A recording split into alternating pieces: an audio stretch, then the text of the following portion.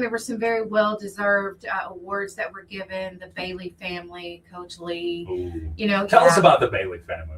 I heard. They got the Heritage Award, and awesome. they're 4 generations, and they haven't just had the lumber company; they have had multiple other businesses. Yeah. And like I said, 4 generations. So they all came up. Miss Bailey was there.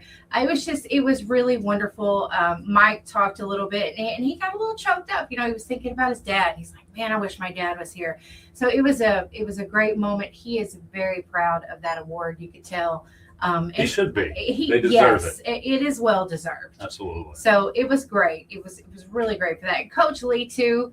He did some speaking, and I had to share because I'm like I told him, I had you in math class, and he remembers, but like that's the last math class I ever had, and I'm never gonna have another. But not because of him, because I hated math, but he figured out a way to get me through it, Right. But and then I told him, I was like, and then my daughter, gets to have you, and she comes home was like, ugh.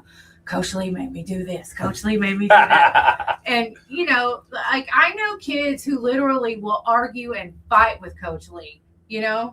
One of them now, Diamond, I have to say, she told Nala one day, she said, you tell Coach Lee, Diamond said, you don't have to do that, and I was like, don't tell him that. But, the kids love him, and there were some really great things said about him in a letter from Taylor Skeens, and I'm glad that I had the pleasure to be able to speak on that because I love Coach Lee.